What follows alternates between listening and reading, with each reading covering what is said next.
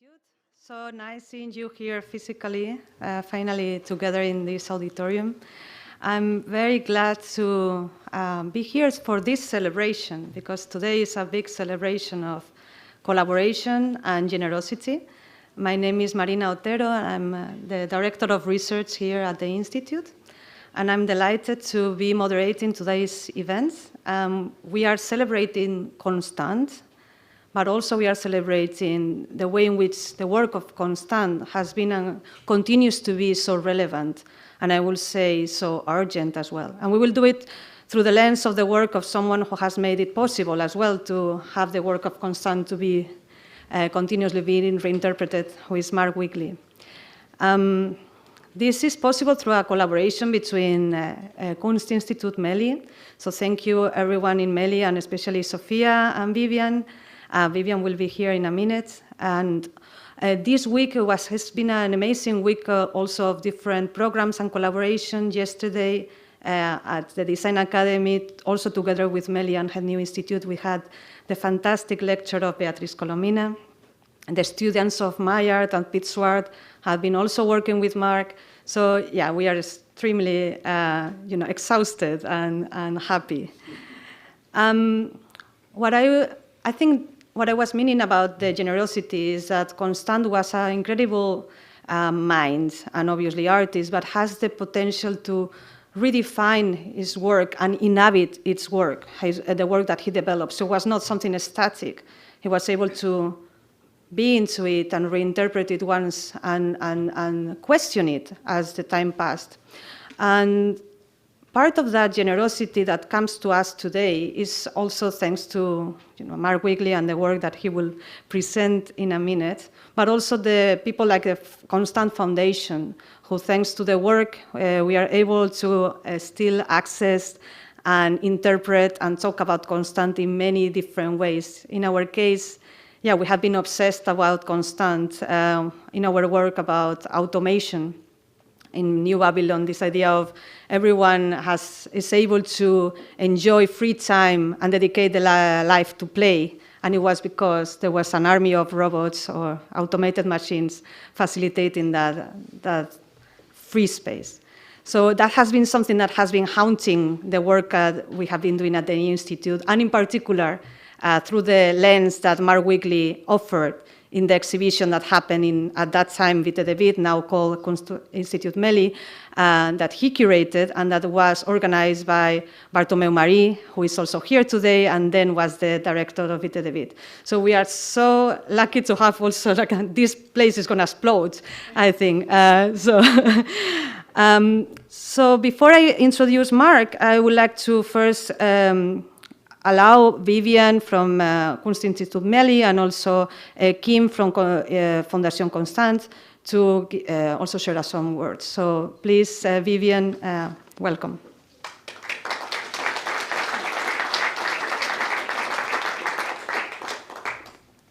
Hi, thank you. I'll speak very briefly, but it's really a great pleasure to be here this evening. And I had the pleasure of being able to help Mark print his notes out shortly, just before we came here, with working the USB and getting the printer working, which was a little bit dissonant. But anyway, we got the thing printed, but I couldn't help but notice that the top line on the notes were the words extreme hospitality. And I think that's a little bit the feeling that we have at this point in time, being able to reopen our doors, being able to welcome publics with us. I understand this is the first event tonight that this room is able to host more than 27 people. And likewise, tomorrow at Kunstinstituut Melly, we'll be reopening our doors for the first opening that we were able to have with really a flowing access of people. So it quite speaks to the spirit of the occasion, and I think it also speaks from the perspective of Kunstinstituut Melly to many of the conversations that we really had with ourselves and with publics last year, also in the process of really questioning what we want to be as an institution, how we want to relate to hospitality, what that means to us, and also in terms of one of the thematics of New Babylon of interiority. What are our boundaries with our publics? What are our interiorities as an art space, as a contemporary art centre, and how do we negotiate them? So it's been a real pleasure to be collaborating with the Constant Foundation with Kim and Trudy and Constant 101, this wonderful festival that was scheduled for last year, but that's taking place this year, so it's 101 years that we're celebrating. Also to be collaborating with Het Nieuwe Instituut, thank you Marina, thank you Tugba, and to many of the colleagues here. And I'd also really like to thank the Master of Interior Architecture, Research and Design for also joining as an education partner.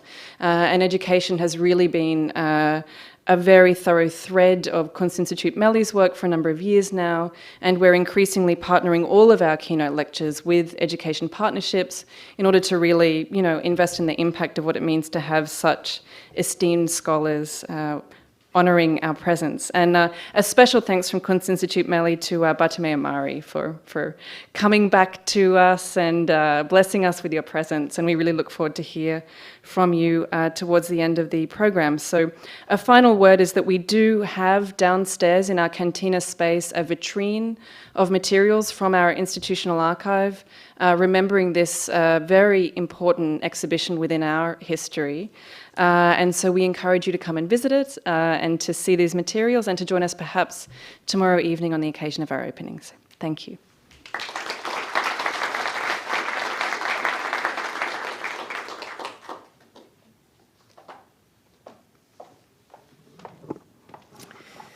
Okay, so I didn't know I was going to say something, and I'm a little nervous because I didn't prepare anything, but thanks to Vivian, I can start with a small correction, because Constant 101 was always supposed to be a one-on-one year. It was always going to be the year that we do not look back on 100 years Constant, we look forward to the next 100 years, and we do this with a really, really diverse group of people, partners, artists, thinkers, historians, like Constant did. Like, you don't celebrate an artist like Constant by looking back on 100 years. You actually take what is now and you look forward. And I feel that this project really helps the foundation define what it means to take care of a legacy like this. Because in the end, a legacy is fluent. It's something that it changes with the perspective that the contemporary artist, the contemporary journalist, and the contemporary viewer has on it.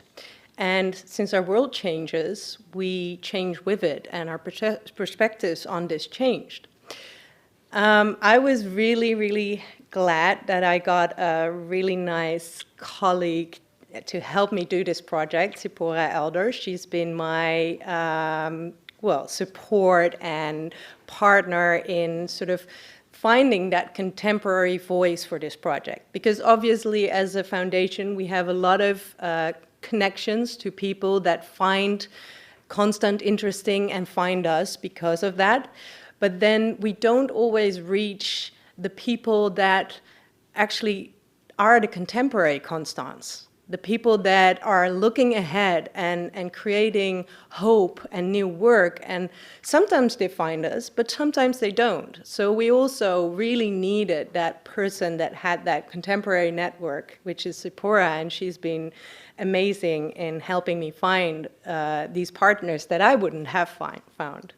But of course, like both Vivian and Marina already mentioned, we have a very warm connection with Nieuwe Instituut and Melly. So they were very logical partners for us. And I'm ecstatic that they found Mark available, because Mark has been a very, very loyal and partner for the foundation over the years. Like, every time we work with him, he comes up with this new angle that surprises me and excites me and actually makes me happier to work for this legacy and help look for more angles and perspectives. So sorry for not being prepared and giving you this, but this is my 2 pence. And I'm happy to be here and enjoy Mark.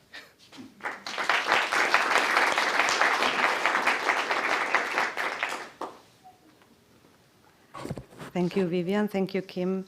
And yeah, I think it's fantastic what you said about this idea of looking ahead, because this is what Mark Wigley allows also with his work, reading Constant, also Constant.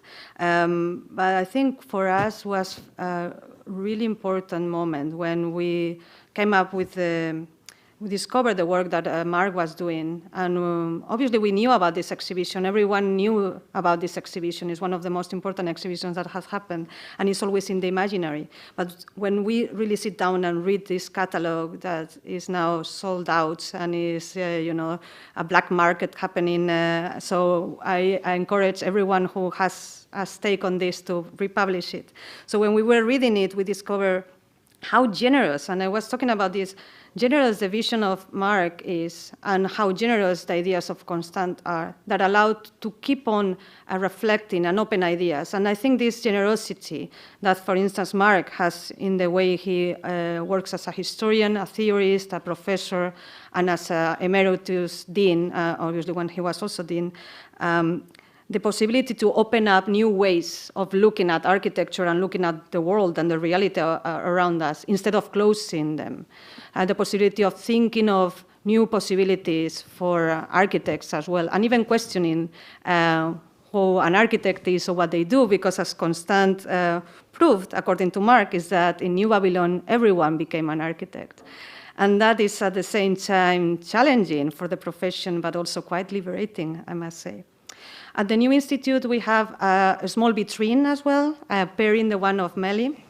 And we are collecting a few works from the archive, and the National Archive of Architecture and Urban Planning, and also some materials that come from the exhibition that we presented at the Dutch Pavilion. And I'm very happy and grateful to Katia, because was the partner in crime and still is today, really plotting around that pavilion, and also together with Tugba, making it possible for all of us to be here today. So thank you to both of you. And I don't want to take more time, so I want to introduce Professor Mark Wigley. He's a historian and a theorist in architecture. He was Dean of the Graduate School of Architecture and Urban Planning at Columbia University in New York. He's the author of many books, and I'm reading them not in order. The Architecture of the Construction, Cutting Mata Clark, Constant New Babylon, Are We Human, together with Beatriz Colomina, Buckminster Fuller, Architecture in the Age of Radio, and many more. And so, Mark, thank you so much for being here today. The floor is yours.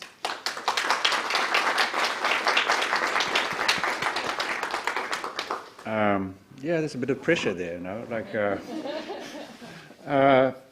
No, it's super nice to be here, and I think, I suppose we all feel that same sort of narrative that we were inside, locked inside, and then we were so happy to be outside, and now we're so happy to be inside again.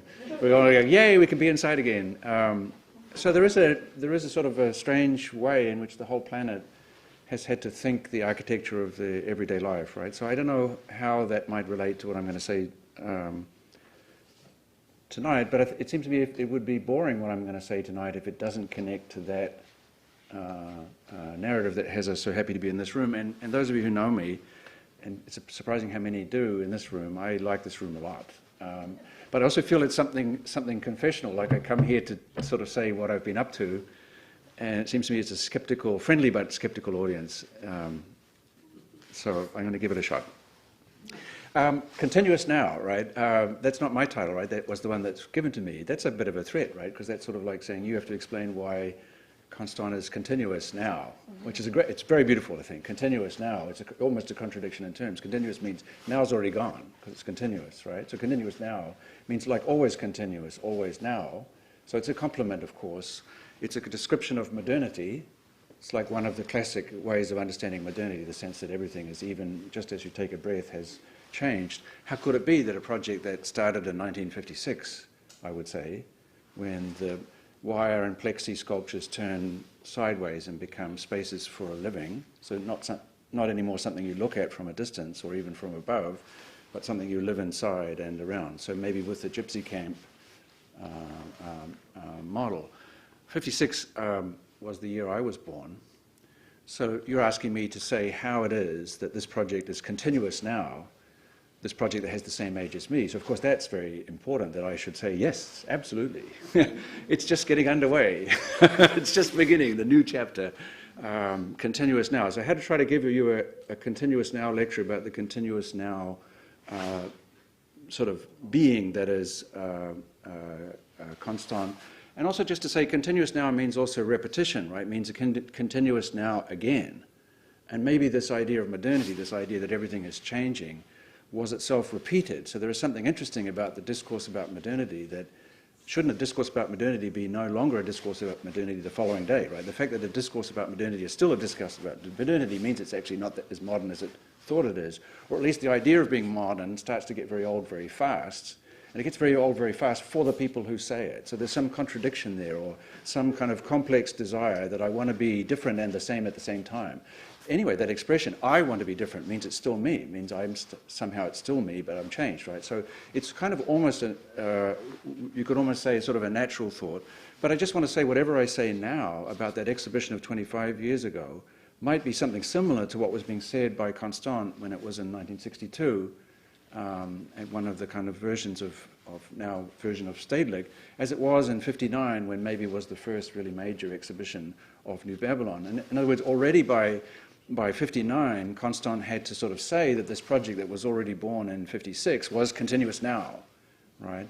And remember, this is somebody that worked on one project for maybe, if we stretch it out, almost 25 years. That in itself is the most remarkable thing, I think, about this work, that it is a single work that went for 25 years. So you'd really have to say to yourself, what was this person up to? Like, what is he saying? Right, he's saying something, or he's kind of conjuring up New Babylon, right? He's kind of like, will they get into being? He totally knows the camera is there.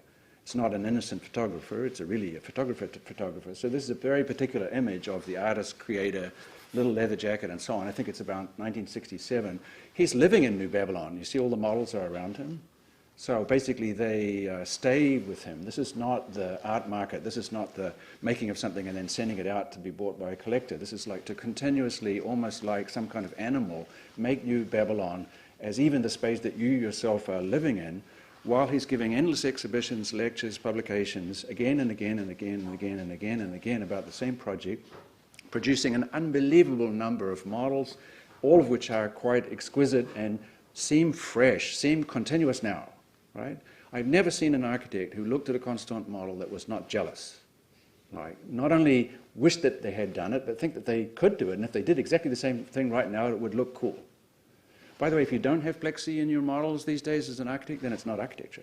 Right? At that time, plexi was a very, very rare, unusual, modern material. The modernity was expressed in plexi. How could it be that a material invented back there in the plastic age would be still modern now, or to what extent is New Babylon kind of the age of plasticity, something that could be anything, right? To what extent do we all, something you see through that's there but not there, it's not exactly glass, right? It's also sort of oozing artificial plastic, right? So this is all happening here. You see it in the foreground. We look actually across some plastic which has been etched with a kind of a grid towards this person who's kind of conjuring something up around this.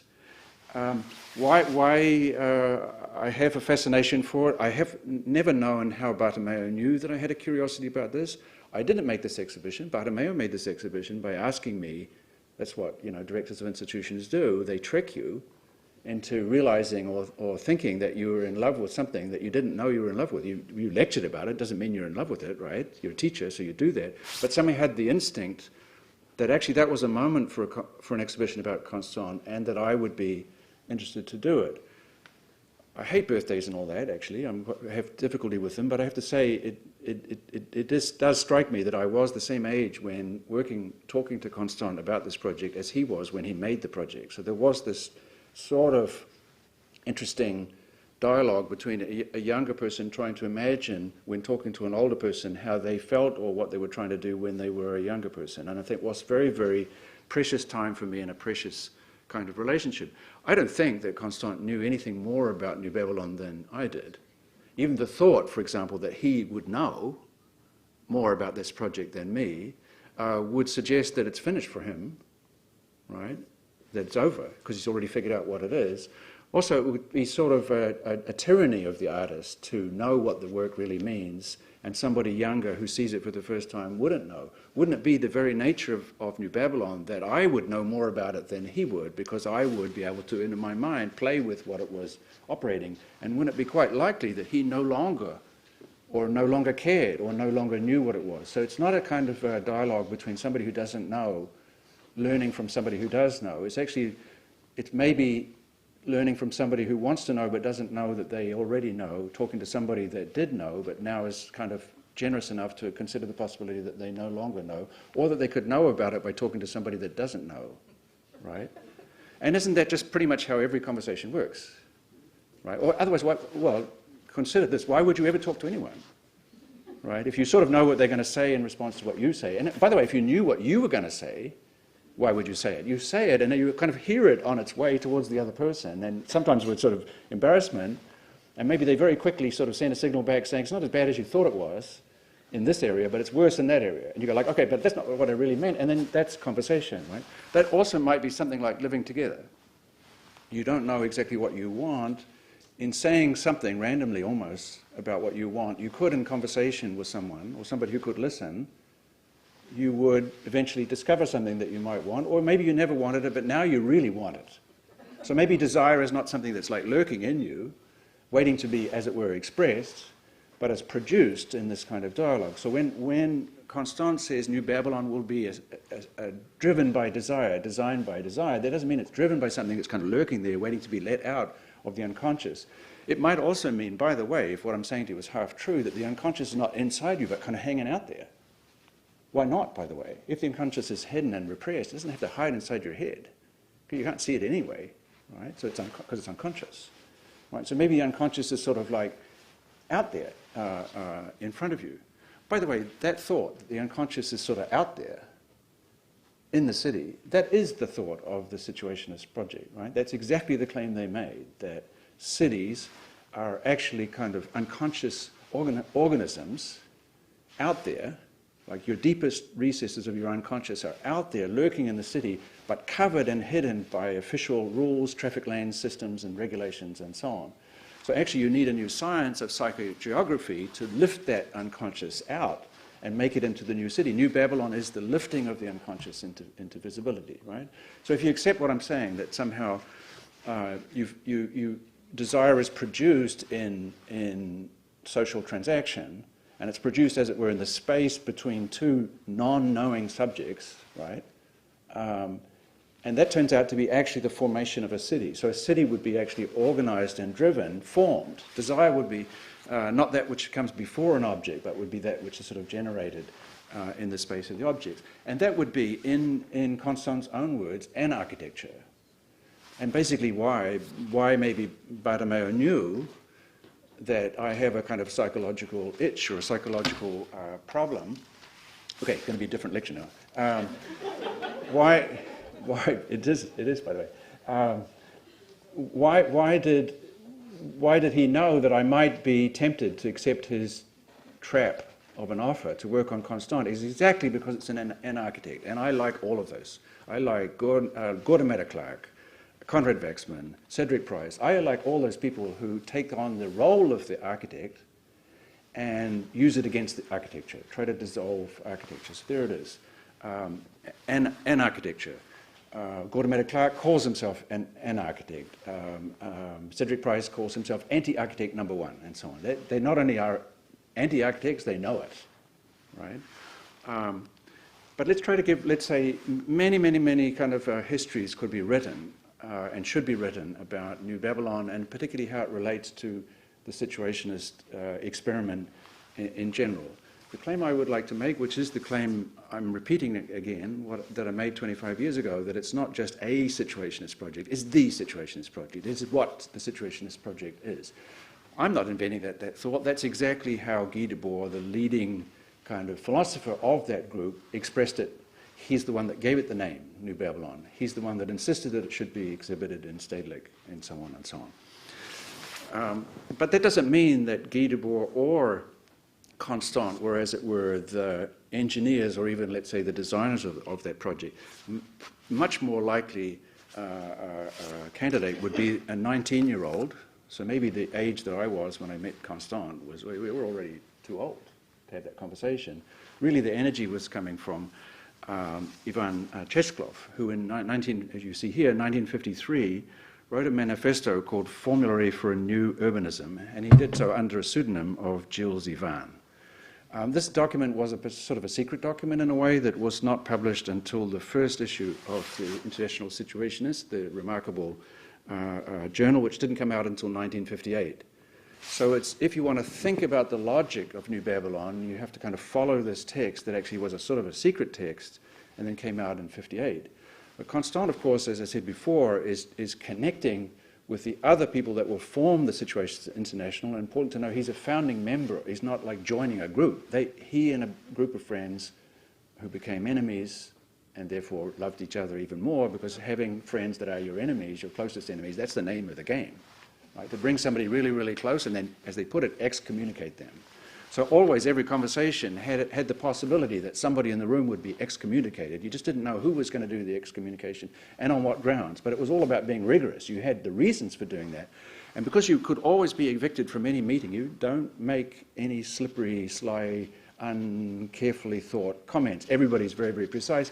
As a result, the publications that such a group produced are amazing. And that's a very, very common story, that a group of people who hang out a lot together and actually don't like each other that much, fight a lot, have a real sort of egos, generate an incredibly strong intellectual position which is believed to be shared by them, but it's not shared by them in the sense that they all agree with it. It's something that's produced out of their antagonisms and their lives.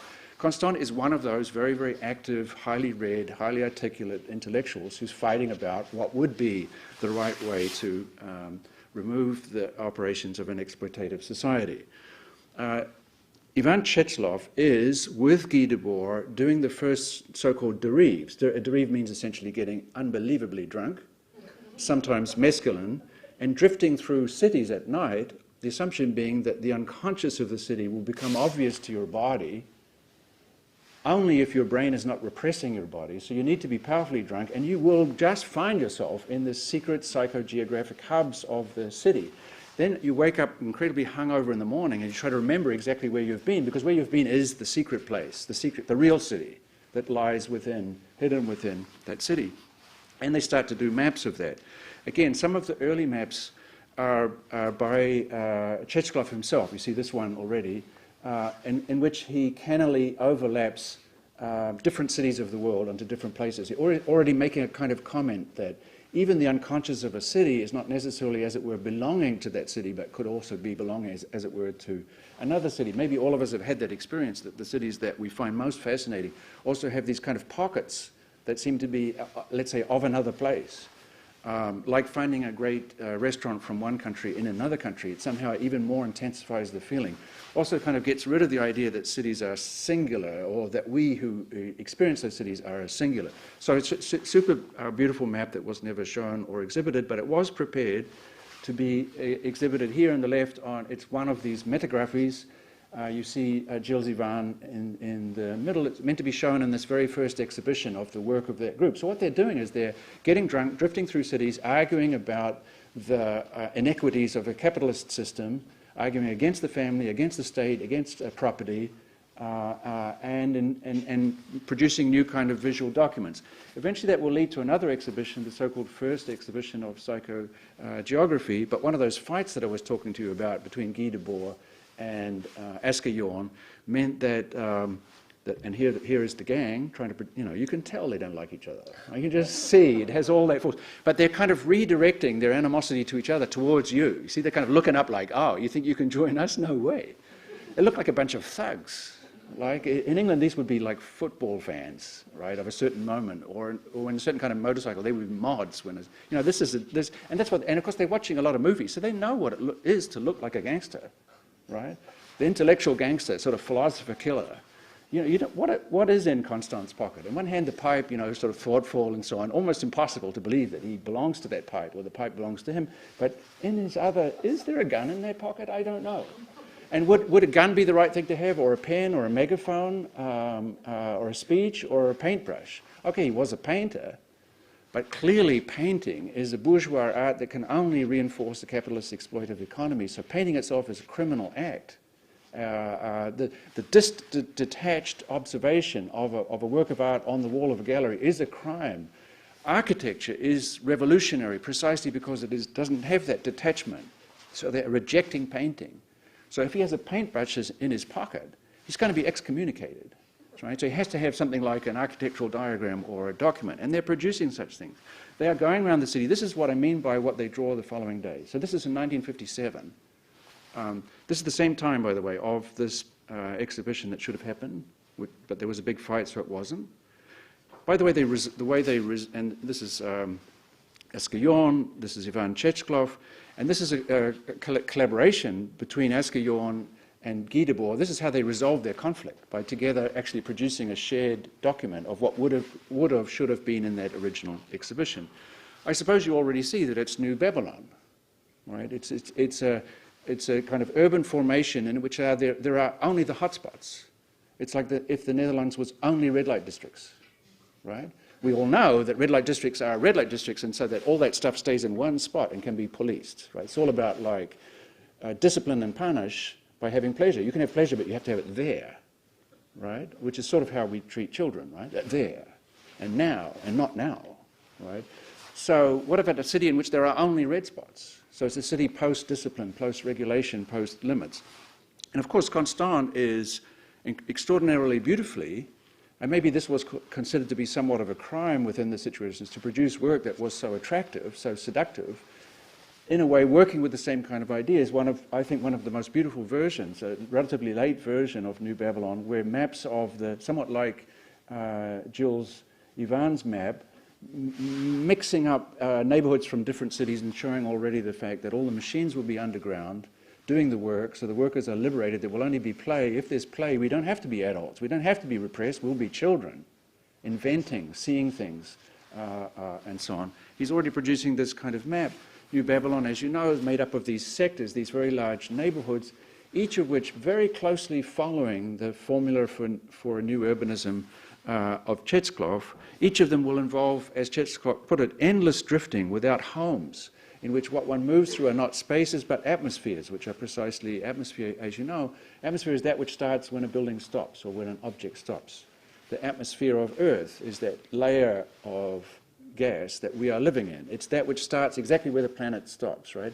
So atmosphere, a city of atmosphere is a city not of walls and so on, but that which begins exactly where walls stop. So it's, in this sense, an architecture, right? Because it's basically walls that are getting undone or displaced by the atmosphere that those walls, as it were, liberate.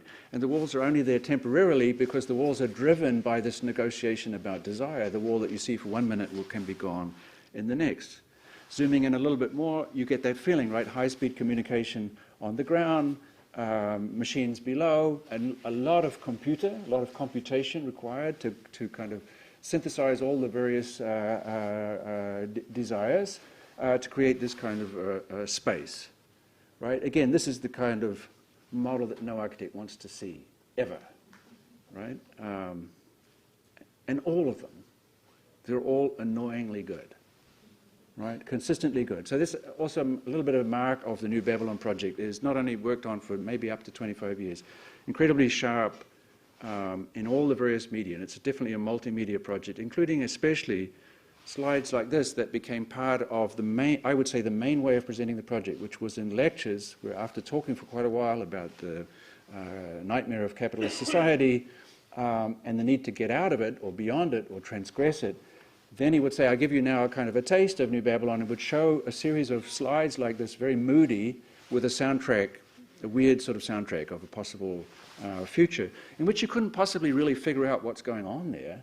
And he would say, I'm not really supposed to show you what's going on because you're supposed to be the architects of this place, so I can only going to give you a clue of how much fun it would be to be in this kind of playground. Now, when you get into that playground, you're going to change not only the game, but the equipment. So I show you something, but so it's all very blurry and moody. Sometimes it looks a little focused, but mainly it's got a little bit of this science fiction feeling, right? And sort of moody, dark skies and so on, and sort of liquidy. And then all the models are being placed together in different combinations because there's no particular order, no particular hierarchy. This is supposed to be an anti-hierarchy kind of project. And he sort of, they're not great photographs, and it's not a great way of disguising the gaps between them, but you kind of get the idea, and that's all he's trying to do, is get you to get the idea, right? Again and again and again. And sometimes, it starts to look like a building. I actually hated that. And there was one model worked on for more than 2 years by an assistant, and he just decided that in the end it looked like a building. It was an enormous metal thing. So he put it into the canal, and the apprentice was arriving at the house and saw this thing like the Titanic just going underneath the waves. And when we did the exhibition, I had the theory that we should dredge the canal and get this model back up and exhibit it sort of dripping wet. But somebody said, no, you don't realize you're in the Netherlands. We clean the canals, right, regularly. So that was out. But anyway, even with that model, he can integrate it into this kind of version or vision of the future. I may ask you to keep your eye on the radio antenna that are sticking up, because they're very essential to the operation of this. And there are many versions in which he's, again, with great beauty, in fact, so beautiful, I think this went into MoMA's collection now, this exact object, if I'm right. Incredibly beautifully trying to kind of capture what it would mean to combine these sort of indeterminate spaces into indeterminate formations that would spread themselves out across Amsterdam in that way. Okay, my assignment is to say, why is this still interesting, right? I don't think I've succeeded yet. I'm sort of giving you a 101 of New Babylon, like why we all thought it was interesting before. And now I'm under pressure. Of course, I can get away with what I said before, say, the new is never new. It's always a repetition, so I can just repeat what I said before and it'll be fine. And I would survive. I think you would forgive me and let me off. Although afterwards, you may say to yourself, did he say anything new? No, but it was good. It was like, listening to the Beatles or something, It was very entertaining, but it's not revolution, right? Even if and do you think the Beatles are revolutionary? They sung about revolution, right? You don't want a revolution, right? So it could be like that. Wigley is really just working for the man, and it's just yet another kind of glamorization of this highly political project that in some sense became, in a sense, too beautiful. It's possible. I don't know. But I got maybe 3 theories I could offer you of why this is still urgently relevant today. Now I think 4, actually. Now I think, because I'm trying to defend my own youth, I have to say I'm still young, therefore all these things are still good. So let's say number 1. And number 2, I think, which is really, of course, really number 1, precisely because this project is indeterminate, precisely because he couldn't show you what it really is, and that you're supposed to figure out what it is, it would, therefore, by definition, still be interesting to you. Because it'll be whatever you want it to be. In other words, it's a kind of Rorschach. It's a kind of vast, imagine a Rorschach test, sort of at the size of the planet, in which you get to look at it and go, what the hell is that? And then it's just interesting enough that you get triggered. You start to trigger your own project. So of course it's still relevant. There's every reason to think that it will be more relevant to a generation 20, 25 years, 50 years from now. Because there's sort of nothing there. And the whole project is meant to be nothing, right? Atmosphere. Of course, there's something there, but it's like networks. And look at its position in relationship to the past. The cities that we live in become historic ruins, ruins of capitalism, ruins of exploitation. You float in a world beyond the family, beyond property, beyond the state, beyond control, beyond lines, and so on, a world of play. So yeah, there's that thought, but now you want to know, well, what's really going on in that world? So all he's really saying is it's something like communication, right? And what I've said so far is in communicating, we don't transfer a message from A to B. We actually don't know even what the content of a message is until it's somehow floating in the middle of us. This is not rocket science that I'm telling you. Like, if you make a drawing, you don't know what it's going to be. If you knew, why would you draw it? Right? You go, oh, good. No, you draw it not knowing what it is, and as a line starts to appear, you wonder what it could be. You try to maybe change it according to what you thought. Then it's not quite. So somehow you could say that the drawing made you just as much as you made the drawing. And that might sound a bit too sort of Zen trash, but it's also possible that that's exactly how it is, that you sort of let yourself, and that's the classical, actually, understanding of drawing, that drawing is the shadow of a shadow, that it's kind of, drawing is sort of leaked from the brain, but also up from the paper. The paper is just a support for this very, very fragile possibility. Don't know what it is. I draw in order to find out what I am drawing. So couldn't architecture be the same? Couldn't I make an entire world, a kind of city that is sort of made not in order to be one thing, but to sort of, as it were, trigger the response that would produce the thing that it's meant to be? I'm more or less quoting Constant's lecture, so he's saying this again and again and again. By the way, if it's like this, if you say, but it's not really realistic, well, he's saying, but it's the world of dreams, and by the way, from my more or less Freudian point of view, that's real. The dreams are real. The dreams are what kill you. The labels are what kill you. The words are what kill you. The poems are what kill you. The paintings are what kill you. What you call the truth, like the physical organization of a structure or something that you can see, that's kind of a theatrical attempt to pretend that we know what we're doing. But what we're really doing is what we don't know. The truth is, so if you say this project is just a dream and therefore not real, then you say, well, perhaps you could spend some time with a shrink and address this issue that you think that what you can see is real and what's lurking inside is not. And it's kind of the other way around, right? So if you say of this project, this cannot happen, well, wait a minute. Then there's the other response possible, which is, you know what's really scary about this project? It did happen. We are kind of connected in this way. And this kind of promise made by this architecture that you can be whoever you want to be in a kind of a collaboration, that's the identical story that has been told from Silicon Valley and is the dominant narrative organizing most of our lives these days. And you could say, hey, but it ain't good, because there we are all insisting on our own individuality and our own creativity, and we're all artists and curators and collectors and all that stuff, but actually we're getting screwed by the man all the time. They're just now using our brains as raw material for extraction, which is true, right? Therefore, this might not be so great. Of course, Constant didn't think it was so great. That was his conclusion, right? If you really let it run like this, actually the whole thing will flip around and become a new mechanism of extraction.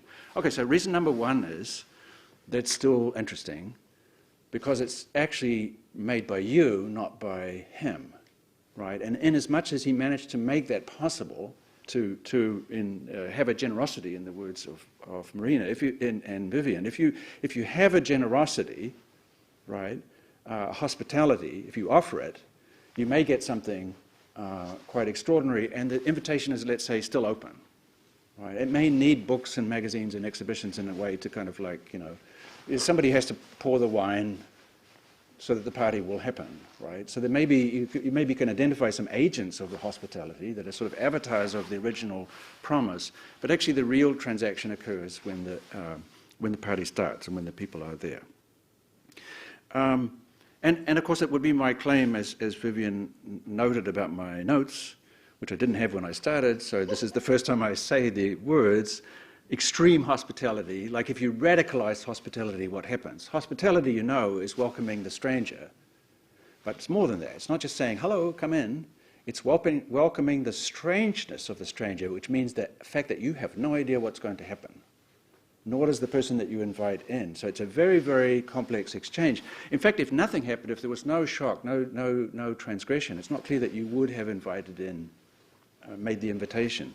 Extreme hospitality would be to sort of radicalize that, where hospitality would include, for example, opening up the possibility that your own body is no longer the vehicle of your identity, or that you could change that body or be in a different body. So extreme hospitality is to sort of radicalize the promise of hospitality, and architecture is the promise of hospitality. So anti-architecture or an-architecture would be so extreme, this hospitality, that you could, as it were, almost kill yourself with it. And certainly if you're an architect, extreme hospitality means I shoot myself. It's a kind of kamikaze gesture by the architect. I give you this, here's the party, and I'm out.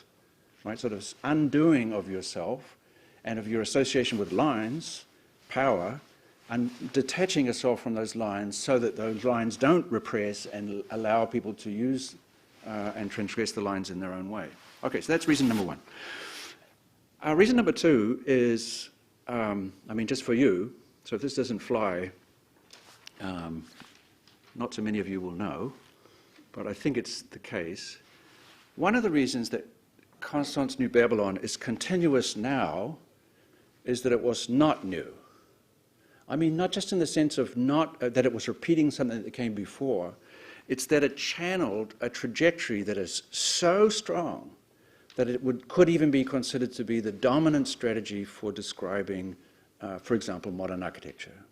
Right? So this idea of an interior at the size of a planet, right, in which anything is possible, in which the building that makes possible that experience has to commit kamikaze suicide and to, as it were, disappear so that you experience this endless creativity that lurks between you and others and is to do with their otherness and to do with risk, right, and danger. The thought that there could be such a space is the thought that is thought to be the, as it were, prehistory of modern architecture. Think, for example, the first building perhaps that was so vast on its interior that it was thought of as an exterior. In other words, to go inside was to be in a bigger space than to be in the park, like to suddenly feel yourself like whoosh, expanded, was the Crystal Palace, right? Perfect example. Its modernity lies in the fact that it was industrialized, right? Literally little railway cars were used to put the pieces of glass in place. It's repetitive. Because it's industrialized, it can not only be built very fast, it can be rebuilt. So it was rebuilt bigger. The second version of the Crystal Palace, this one, is much bigger. You'll notice the difference in image. And it's really much bigger than even this photograph shows. So it's not just you walk into one of the biggest spaces that humans have ever made and say to yourself, I'm in the outside. Now you can go like a super outside, and it can move around, right? And all those so-called architects I talked about were fascinated with this possibility that everything that makes a building appear stable could be destabilized and moved and changed in a moment's notice. This is what I mean by the interior that feels like an exterior. And you might feel like, well, it's not that big. But many, many people wrote in newspapers about the thought that when they were in there and they looked up, the metal became shimmery and gossamer. There was a lot of dust there, right, catching the light. So it became a kind of halo. They all write about the fact that the building disappeared. So strong was this effect that John Ruskin devoted a lot of writing to saying that this was the end of architecture. This is his expression, the end of architecture, because this is tending towards the invisible. So this is the kamikaze of architecture. This is architecture dying in front of you, right?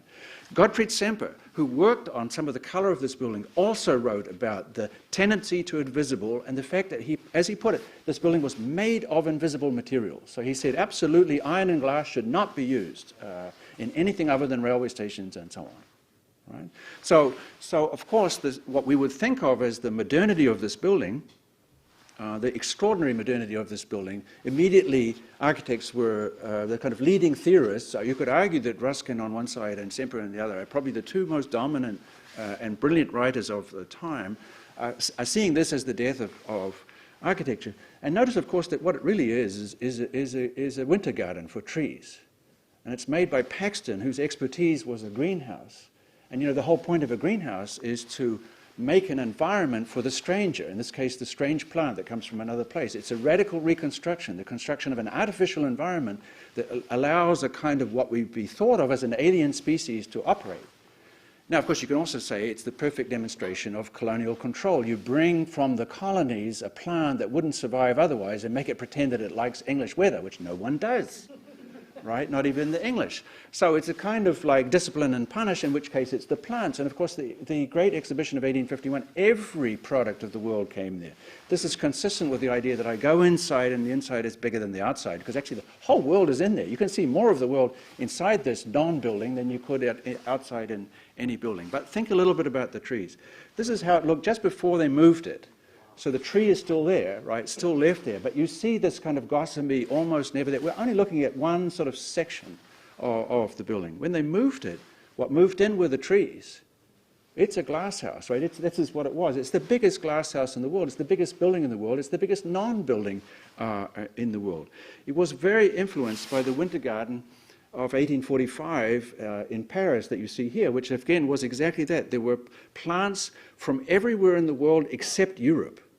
So this was like the how to leave Europe behind without leaving Europe behind. This is how to feel like a European, which was to have this kind of patronizing colonial relationship to these exotic plants. Again, there was a lot of discourse in French newspapers about this kind of the disappearing quality of the architecture. Even the way it's structured, there is a kind of colonnade which exists as a kind of ruin of stable architecture. And this, as was rendered again in a French newspaper and a series of books, this is the dream of it, that not only architecture disappears, but you live in the space of these plants. You have made your home out of the domesticated exotic. So a home is no longer just domesticating in the traditional sense. It's really radical domestication of the distant, exploited others as represented by plants treated as comforting, you know, sort of tamed plants treated as sort of a domestic home, right?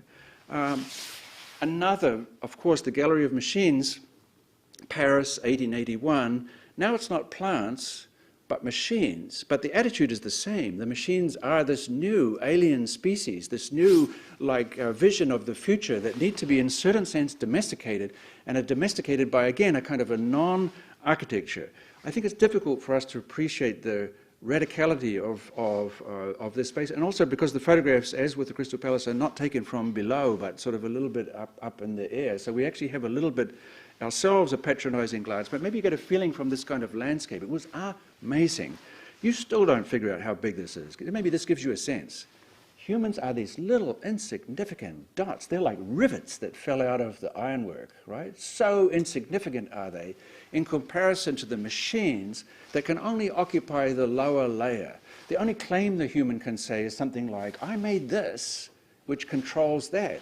But it's not a very big claim, because look, it doesn't even really sit on the ground. It just touches it like some kind of vast airplane. One of the symptoms of this modernity is leaving the ground behind, right? This sense of just kind of touching. Actually, the things that with which you could leave the ground, the huge things that could lift you up in the air, look tiny also inside that space. So there are the pathetic humans in front of what now looks like a kind of pathetic dirigible, ready for flight, and it's going nowhere near the ceiling. You're in the middle of Paris, you're not nowhere. Okay, put this into the list, right?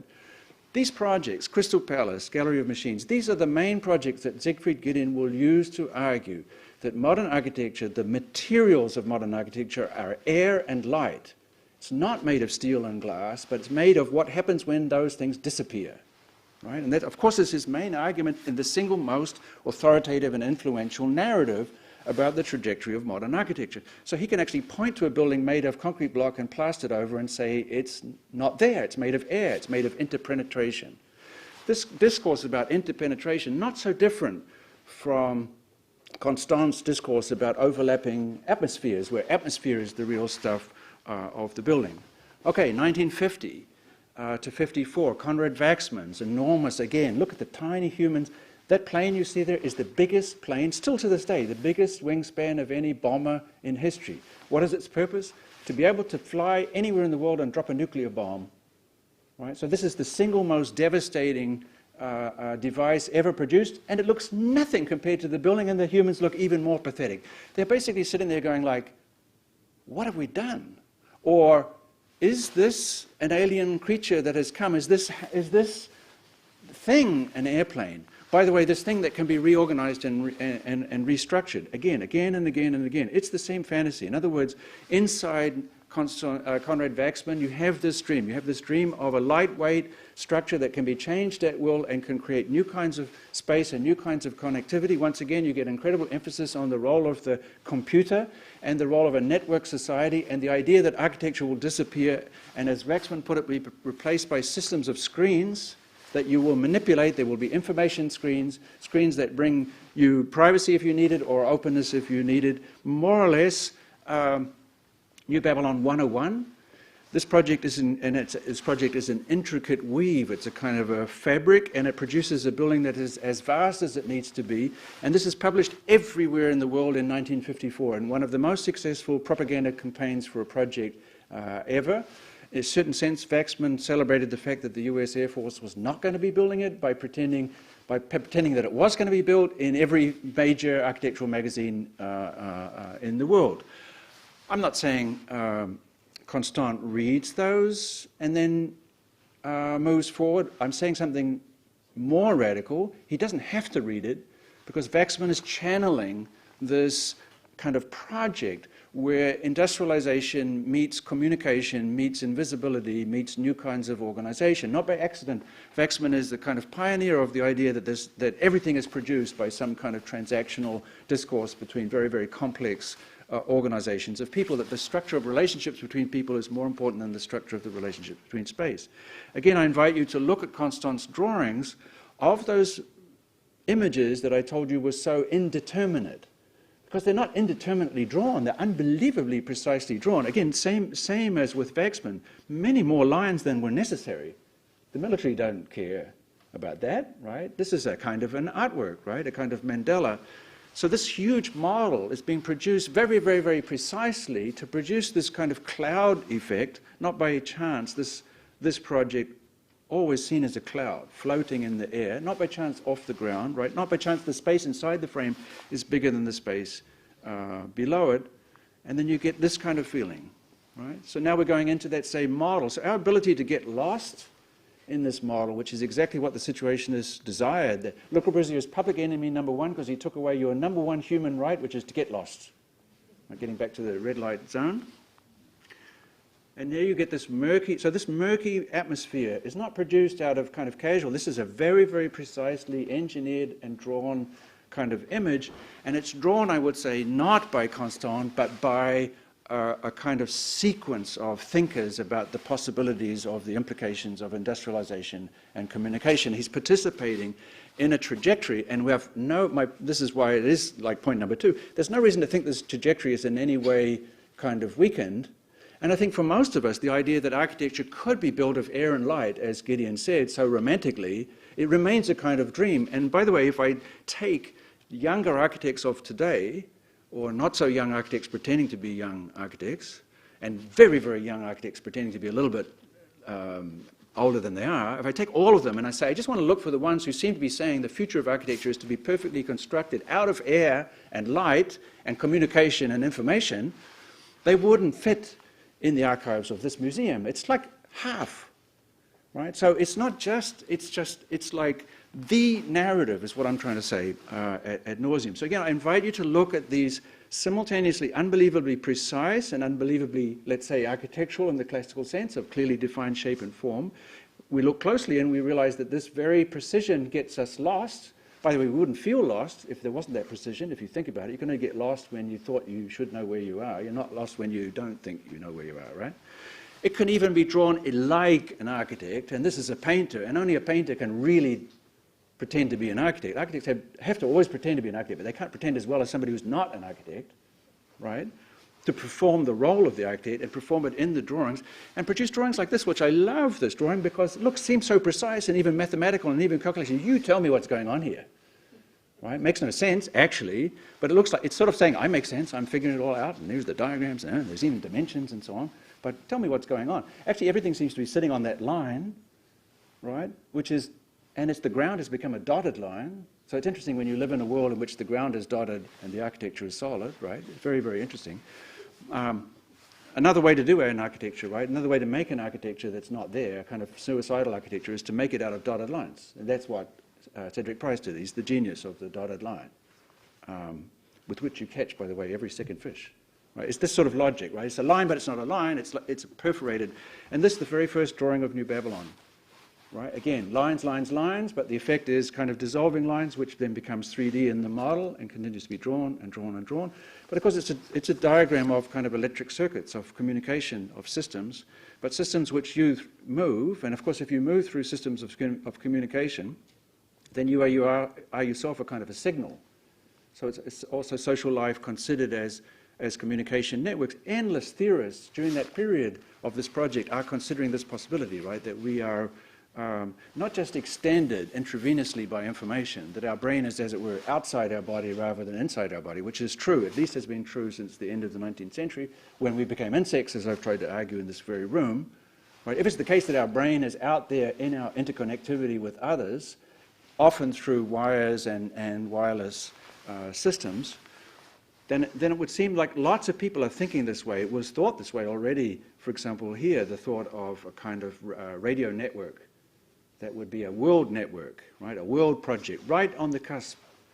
A drawing made in Germany by a firm working for the German government who will become crucial to the fighting of the war, First World War, which will arrive, this First World War, about 6 months after this drawing is done. And this drawing imagines that all the different military of the world would collaborate on producing a new world network, and in which case they wouldn't have to fight. And the person who producing this document about the reason why we don't need to fight made the fight, or joined in the fight. And this is why architecture is made of almost nothing. These little panels, you recognize them. You know, there might even be something super Dutch about the whole thing, right?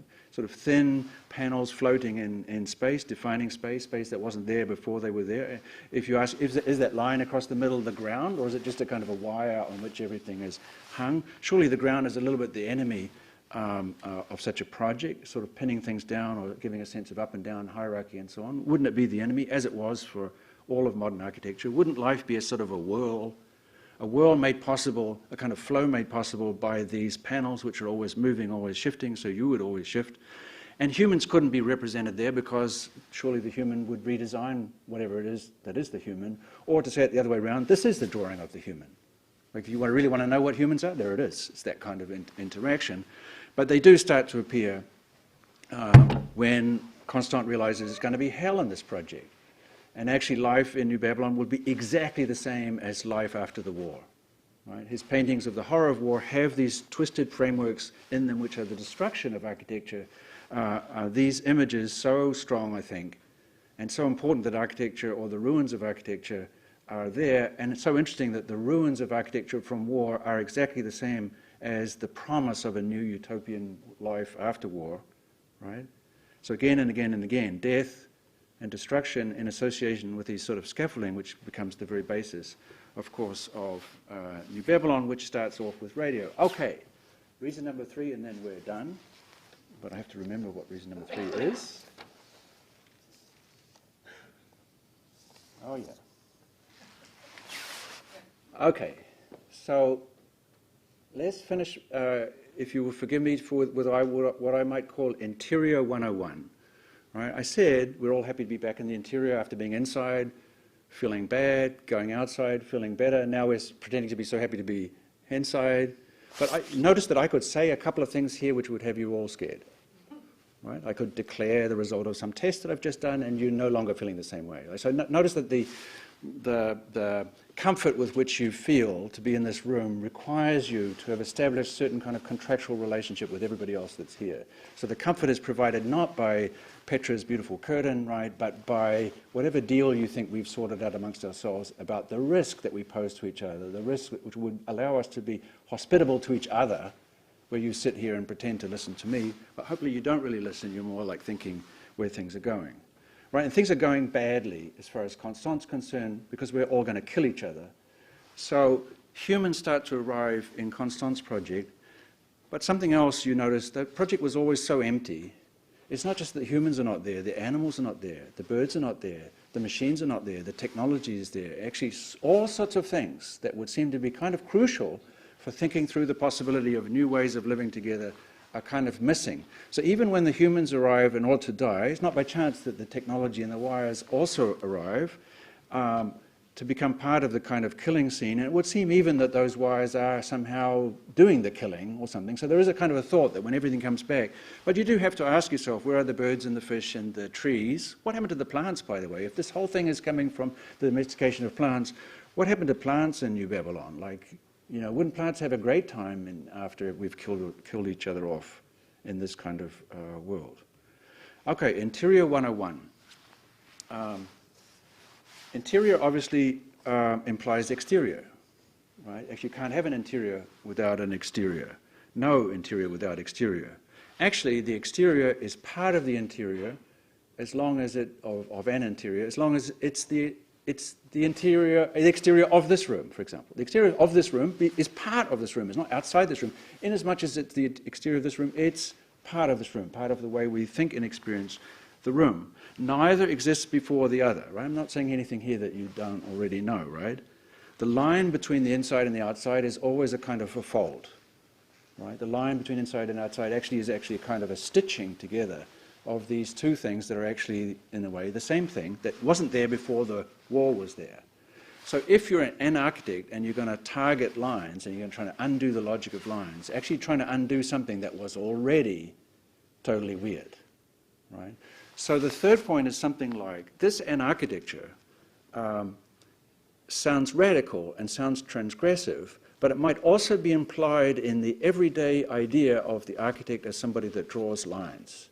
Because no line is simple, no line is straight, all lines are kind of weird. So in a way, Constant's project is a kind of a psychotherapy on the lines.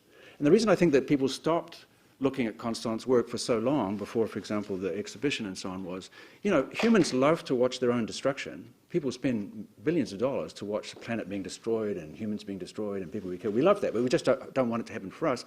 Likewise, I think architects love looking at Constant undermining everything they represent. But after a while, they were like, okay, I've seen enough of the Constant movie.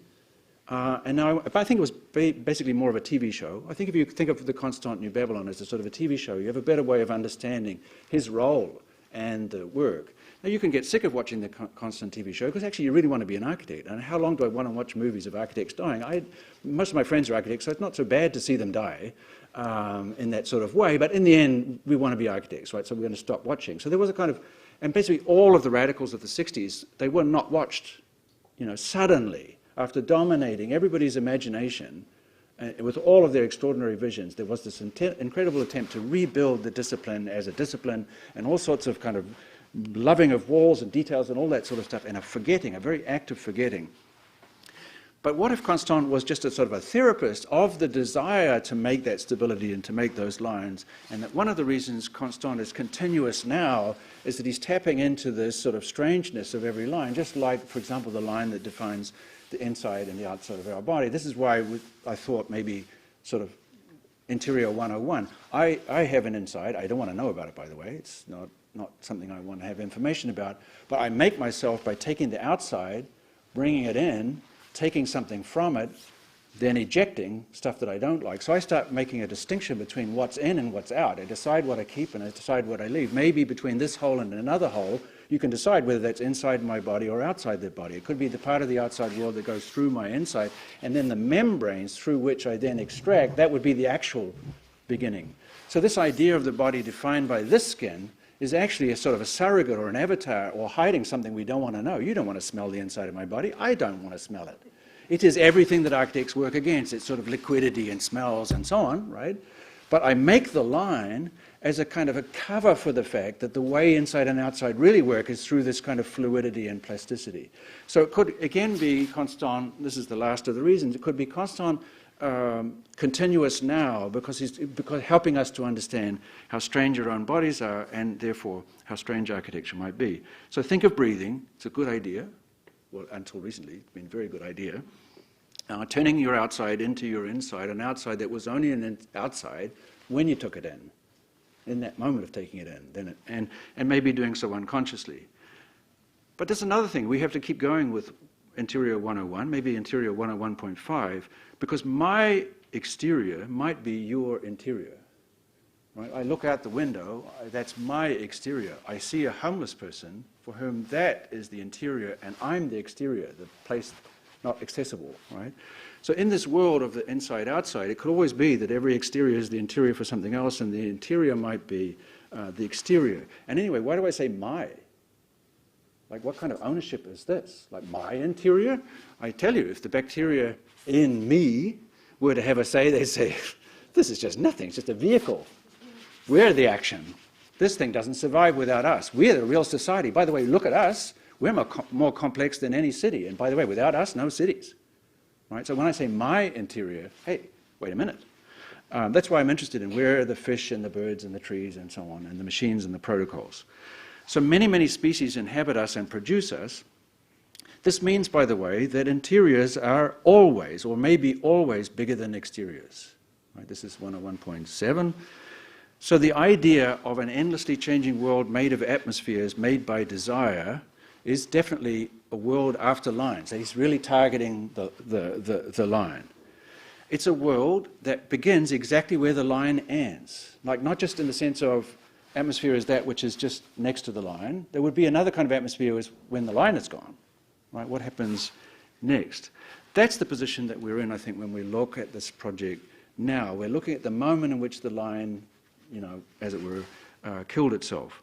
So again, just to say what I said already at the beginning, to repeat it to be the end, the real atmosphere made by constant scaffoldings, because it's really just this big piece of scaffolding for kids to play on, the real atmosphere is exactly what we desire it to be, right? And probably this event would be, therefore, part of that atmosphere. So we're sort of, as it were, living in New Babylon. New Babylon is, in that very, very direct sense, super, super real.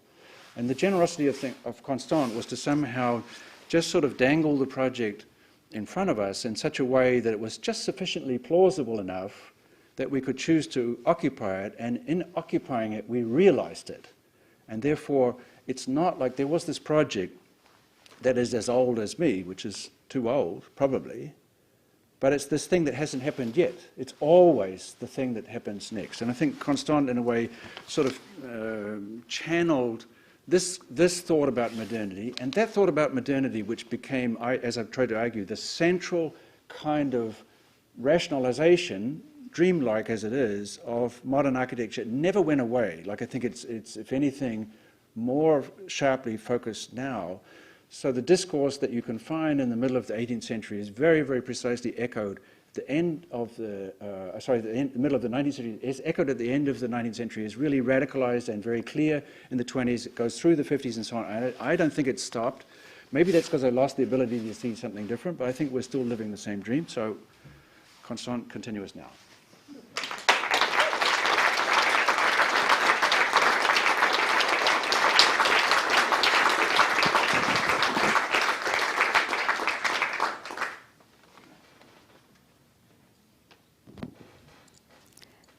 Thank you so much, Mark. Would you like to join me here? And yeah, indeed, Mark is very generous, because what happens, I stole his notes and I took them with me, and then I realized, oh, I think those are not mine. But it was very interesting thinking about situationist and unconscious, because then I thought maybe that's what has been happening all these years since I work with you or for you in the Colombia, that I've been stealing your notes in a way, like, that the same generosity that Constant opens up for people to think about is the same generosity that you have with the type of thinking and understanding of architecture that allows people like me to think that I actually thought something genuine and actually was your notes. So, well, thank you for that, first of all. And maybe I have a question.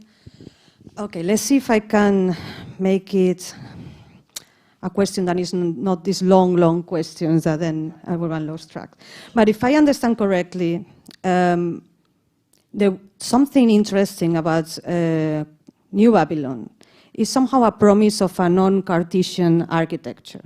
It is blurry space, lines are dissolving, and we are getting lost, which is the opposite of the Cartesian space, not that allow us to position ourselves in space. And at the same time, you are talking about our own interiority, how it is also constructed in many ways by the Cartesian thinking, that is thinking that we are humans, there are something else that are animals, and so on. So on the one hand, we have a possibility of thinking about architecture beyond the Cartesian, and I think for me this is exciting, thinking, okay, I always thought that architecture was based on the paradigm of the Cartesian. But you're actually saying, no, actually architecture has never been Cartesian. Like architecture, the real interesting architecture is the one that dissolves the line, that is about space, communication, light, and air. So what do you think? Well, I mean, if that's what you call stealing my notes, it's better than the notes, right, what you said, don't you think? I never said that architecture has never been Cartesian. You give me a kind of Bruno Latour feeling. We have never been Cartesian. So that's you. No, you picked that. Of course, it's close to what I was saying, right? And you might say, I wouldn't have said it if you didn't say what you said, but I couldn't say it quite the way you said, and now I'm really tempted to steal it back from you in the Bruno Latour sense, right? So I think this is how it works. And yeah, okay, then the notes, if what I said to you earlier is true, the notes also come out of this kind of viral, you know, and this situation and the kind of questions you're asking me, and also the sort of desire to thank my friends that helped me to do this earlier work, because it was such a pleasure doing this exhibition. The best experience for me of making an exhibition. So yeah, we've never been Cartesian. I'm super interested, because maybe architecture begins if we think about it, when buildings leave the ground and when they start to be Cartesian. So I'm going to start off sounding like the opposite of what you're saying. I think, you know, if you say, okay, because you know you can't find straight lines or right angles in nature, right? So-called nature, the right angle is supremely unnatural, right? So if architecture is made of right angles in the default understanding, then it's super artificial. And it is its artificiality that marks it as a human product, so therefore it marks the exceptionality of the human. So we use the right angle to demonstrate that we are not animals, right? Because no animals is using the right angle, right? And we use a material, plaster, which is the first artificial material that our species produced, at great expense, to find the rocks and to find the trees to make this white, and we made a perfect white surface. And this is Neolithic, right? So architecture begins with the thought that we are different because of right angles. But that thought is immediately, this is where I join you, right? Say, yep, it looks that way. But already what it is a super repression of the way the building is actually working and operating. The most obvious case is, this building is like me, full of wires and pipes and gurgles and smells and so on, which we don't want to look at. It depends on all of that for its life, for our life.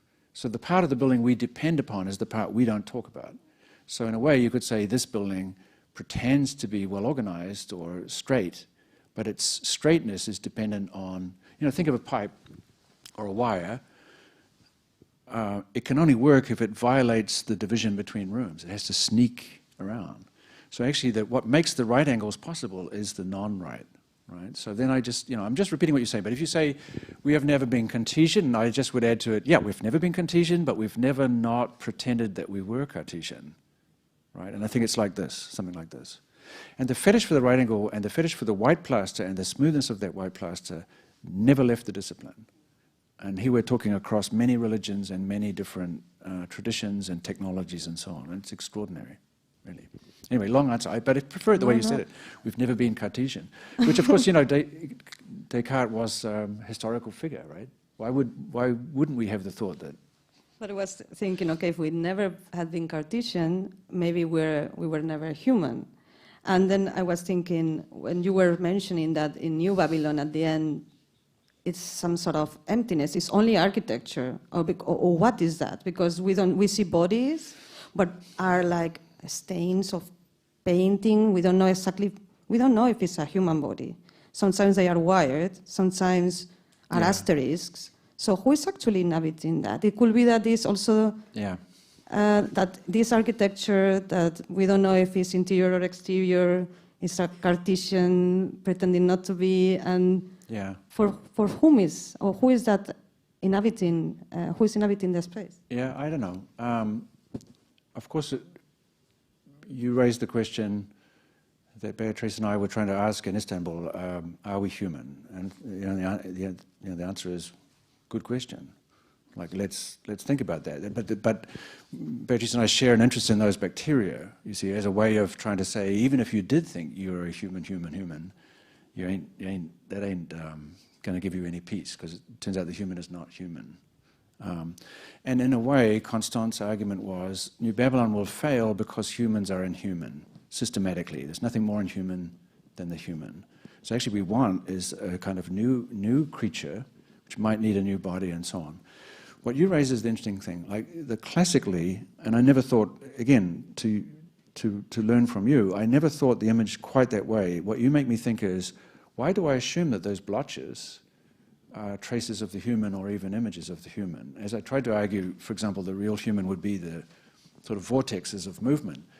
So once you say, oh, I'm using a very classical idea of there is a space and there must be an animal occupying it. I try to suggest the space itself could be what our animal is. Like we are our cell phones, right?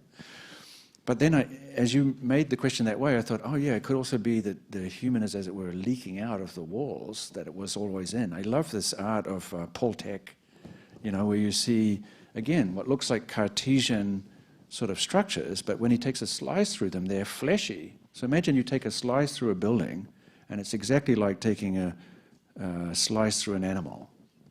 And what it does to your thought, that every straight line, that we have never been Cartesian, right? But we've always surfaced a straight line. I think that Paul Tech's work is extraordinarily interesting. I like it so much that I've never written about it because I'm afraid of making it less interesting, right? But I think that touches what you were saying. So I don't know, looking at those smudges, those could be kind of oil or leaks or stains, or it could be the reverse. It could be humans on the way up. We look at it and we say, oh, the blood is coming out, but actually the wires might be like Frankenstein. Boom, here's the new human, much better. Yeah, because the hypothesis that I had years ago while reading Constant was that this idea of the New Babylon as space of play turned wrong, no, as you explained, because humans are inevitably violent, and then suddenly this space that was to, enjoy, a space of enjoyment and desire, but yeah, desire at the end is also death. And what we see is these drawings and paintings that you talk about also in the exhibition, that there is war. What I'm suggesting now is that, yeah, maybe that was the end of the human, but maybe it was the beginning of something else. So I've been all this time arguing against automation and this idea, because I thought that New Babylon at the end was a space that was not liberating, because humans end up killing themselves. Yeah. But maybe actually it's liberating because they kill the idea of the human. Yeah. Well, you know me very well, so too well. So you know I can't go this long without talking about Buckminster Fuller. And Fuller would argue that, of course, what it is, the human body is automated.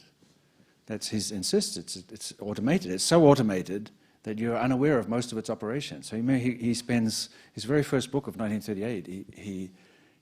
He even has a question. It's like, what is a person, or something like that.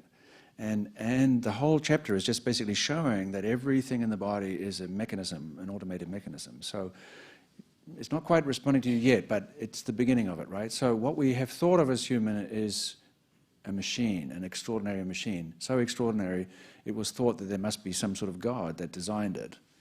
And then we were maybe willing to accept Darwin's idea that it's so perfect as a machine because there's no designer, and it's mutation upon mutation upon mutation. But if that's the case, mutation on mutation on mutation, then there is the possibility of more mutations. So there could be a new form of the human that the human would never, as it were, design. And that was what Beatrice and I were trying to argue. You don't design something, you're designed by that thing. So it seems to be really a kind of sharp way to think, that you say, well, why don't we just look at this image and say, there it is, there's what we became, or that's maybe not even what we were, but tis what we might call human, and then try to do some analysis to decide whether we think this is good or not. The other thing I was thinking when you were talking is, like, imagine any children's playground where you see children playing, and you say, okay, we're just never going to come back. We're going to let them just stay there for as long as they want, right? And do they start ultimately in the end killing each other? And how quickly? Because if you sit in the playground for 20 minutes, you're going to start seeing some violence, right? Or will they alone sort of figure out some new systems and political systems and negotiation? I would say the beginning of Constance New Babylon, he thought the former. He thought, released from repressive desire, we would develop a new society, but also a new humanity, and would be unrecognizable, right? And could not be visualized by an artist. Towards the end, he's saying, no, we kill each other. Like, Lord of the Flies, that sort of thing. Like the kids, once they just produce fascism really fast. Like, imagine you clean the slate, you say no history, the whole of the world we live in is now a kind of fossil, and you live in a new utopia upstairs. How quickly can we produce fascism, right? Just as an experiment, like, how long do we have to wait, right? 6 months, maybe, right? Because 6 months is a long time if you're surviving, right? How quickly do you form political parties? How quickly do you get more or less the same number of people on the right as on the left? How quickly do you start using the expressions right and left? How quickly do you operate in a binary way? Because if I operate in a binary way, us and them, and they're other, and we can kill them, block them out, or we can bring them in and make them mow our lawns, right? And keep them exactly where they are, right? And let's do that with gender. Him and her. No, like, how quick in your sort of thought experiment would the children, the innocent children that we populate New Babylon with, produce fascism? I don't know. I'm not a political theorist, but maybe Constance's instinct was, 6 months may be too long. Maybe we get to fascism in 1 month. Maybe if you are a fascist, there's every possibility that there are some in the room. That would be hospitality, right? That there are some fascists with us. How kind we are, how liberal we are, right? How stupid we are. I lost my track a little bit, but if you were a fascist and you said to yourself, how quickly could we make ourselves, right? I think you might say, oh yeah, New Babylon, we could do it. Really? Steve Bannon. Let's finish with Steve Bannon. You put Steve Bannon in New Babylon and you say, you got all these kids, They love their cell phones, and you got the media. How quickly can you mobilize it such that half of them want to kill the other half, right? Now, Steve Bannon, trained as an architect, the director of Biosphere 2. Biosphere 2, a dome, a winter garden, a glass house, a house that you, when you're inside it, you don't really see the limits of it, which is an experiment in the future of humanity, right? And as Lydia Katabaliti has so beautifully shown, a kind of disaster from the start, directed by the person responsible, very responsible for a large part of the violence of the right, not just in the United States, but widely. So I think Steve Bannon, looking at New Babylon, might say, give me 2 weeks, right? I need a spy, I need this, and I need this, right? Now, if we don't like that, and we want to be there and take that very same experiment and somehow produce the idea that being a fascist is an uninteresting role to play, how much time do we need, right? And there is a thought, I suppose, that seems to dominate global politics, although I'm not, I know very little, that the left, the so-called left, believes in radical interconnectivity and process and negotiation, and there's a kind of a long time meant to produce. Fascism almost based on we need to remove time. So I think they win. And you could argue that in the planet that we share right now, they're winning, right? So another reason for continuous now, like a warning shot, watch out, you know, don't let the kids play. Yeah, when the kids play, I think they start doing architecture after a while. No, they start creating lines. Yeah. Probably that's what happens. George Bataille, I keep saying I'm going to finish, but George Bataille said, whenever you smell architecture, you smell domination. Right? It's just so beautiful. I mean, his words are slightly better than mine, but he says whenever you sense architecture, however, you are sensing what he called the monumental impulse, which is to dominate. So anti-architecture, and a very important influence on the formation of the situationist position. Anyway, well, so those of you who are architects in the room, you're killers. Sorry, I had my moments. Mark is not always here, and I wanted to have these conversations. I hope you followed. But yeah, I guess you also have questions for Mark, who doesn't. So anyone in the room wants to comment or ask any question, you are very welcome. Yes, I will go to you. I will give you my phone, my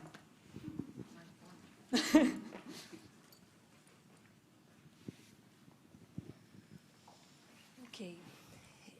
If the project of New Babylon got to a point of exhaustion and Constant stop with it and start painting again. So could we, thinking now of the future, could we then address the climate change crisis to this incredible utopian whole atmosphere created by Constant in order to give it hope instead of having this apocalyptic scenario, né? That you just talk about. So you were an architect and you became an artist, right? Right. So you just missed my, yeah. So you just missed my, so in a way, maybe that move you made from being an architect to being a painter is that you wanted to be on the hope side rather than on the other side. And I think we have this kind of idea that architects answer problems, right, and that artists ask questions. So you kind of move to the questioning side, and then you want this hope. And I think there was at the beginning of the project of Constant unbelievable hope. He was a tough cookie in my point of view, right? He was not the person he became. Also his work, by the way, is really going from really hardcore work, war, violence, to sweetness. There are some people that don't like the late paintings of Constant because they are so sweet, right? So he becoming, and this is of course is very, very interesting, this long trajectory through war, and war again, and then back to painting, and back to humanity, portraits, people, and some sort of kindness, kindness of the painter, somebody presented, let's say, in a good light. So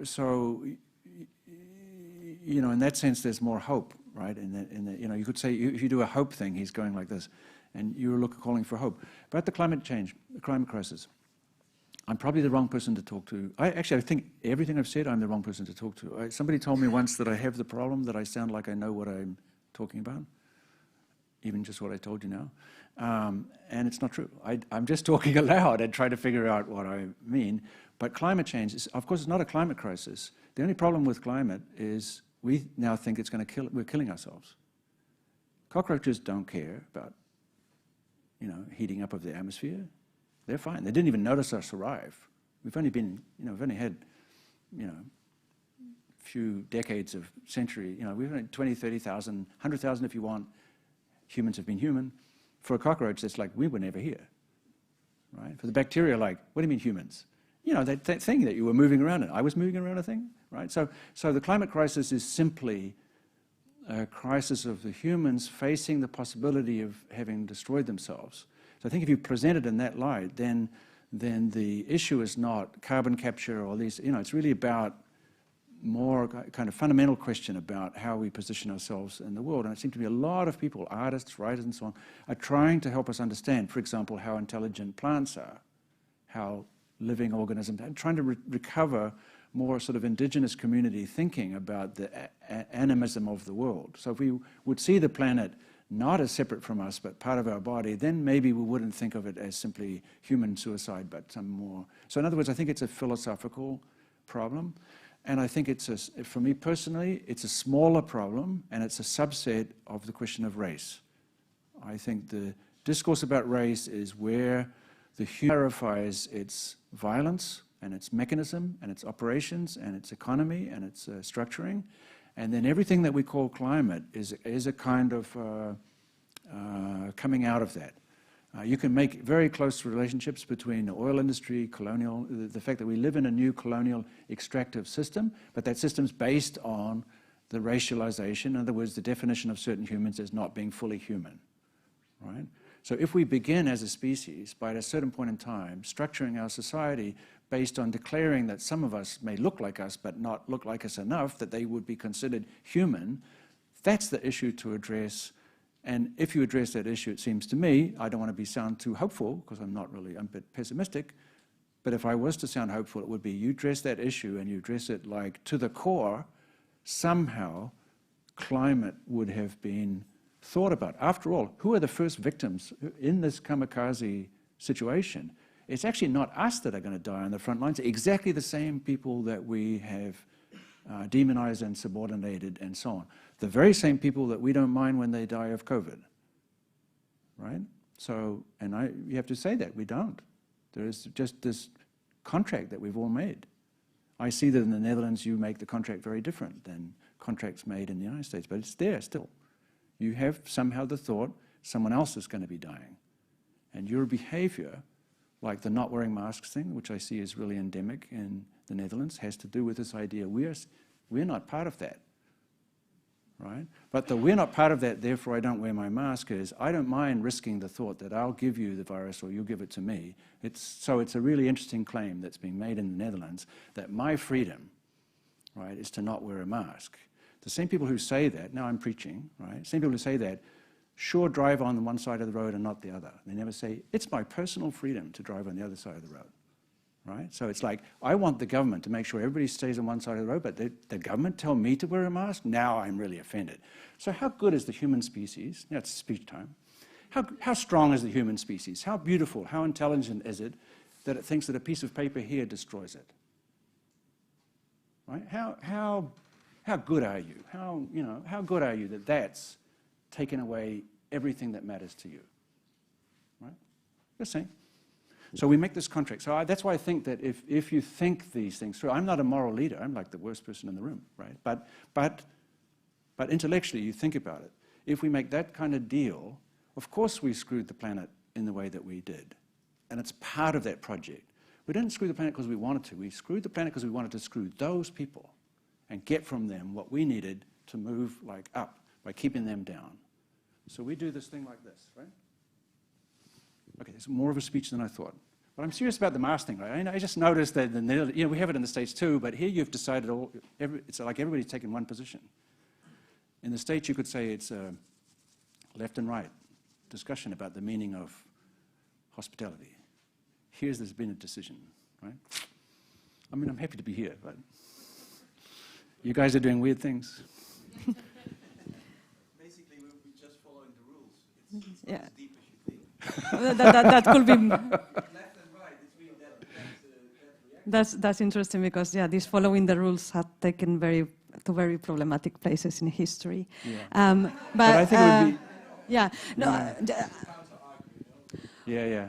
When because I know it's getting late, but I mean we have Mark Wigley here, so if you have to leave, don't feel ashamed. But there are But I think Bartomeu so should Bartomeu, really must appear. the students from Pittsburgh, Brecht, Andre, and Arik, our the director as well. What should I do? What should I do?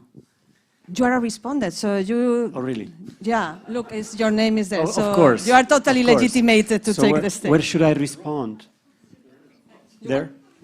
As you prefer, Bartomeu. Maybe here is better. Well, I'm very happy that to learn, because today I'm learning something very important, that something that was very important for me has been and is very important also for many other people, and that something is an exhibition and a book, an occasion that we had in 1998, if I'm not wrong, to bring to the rooms of what is today known as Kunstinstituut Melly, a number of works, documents, and things, but let's say, I think we can call them artworks, that embodied New Babylon. And I thought I say a few things very briefly, what brought me to want to do that exhibition, because it was not evident that for an art center that was supposed to be focused on the new developments in art or the new the latest trends or artists or so on, would just look a bit backwards and go knock on the door of that beautiful, wonderful gentleman named Constant Nieuwenhuys, as we did around, a bit earlier than, maybe a year earlier than the show happened. And it all began, I had to look at it in the internet because my memory wasn't that powerful. It all began in 1989. Between February and April of 1989, an important exhibition took place at the Centre Pompidou in Paris. And at the time, I used to travel. I was a student in Barcelona. I was finishing up my my university studies, and I had a girlfriend in Paris. So I would go to Paris very often, and I saw the exhibition dedicated to the international situations that took place between February and April of 1989. I don't remember much of it except the work of Constant, and I could buy the reprint of the magazines, and I started reading compulsively. And at the time, I already knew as soon as I would finish my studies, I would have a job, my first remunerated job or regularly remunerated job in a museum of architecture in Brussels. And obviously, the work of Constant impacted me deeply, and I wanted to do an exhibition there. It would take a long time to explain why and what happened. The show never happened there. But when I came to Rotterdam in 1996, probably I wanted to take revenge of that frustration. And that's why we applied for extra funds to, I think it was the Stimuleringsfonds for Architecture, and we were able to convince Hans Oldebarris, and I was able to convince Mark. Listening to him today, he's told me that we were totally right in bothering him and hiring him to do this this adventure.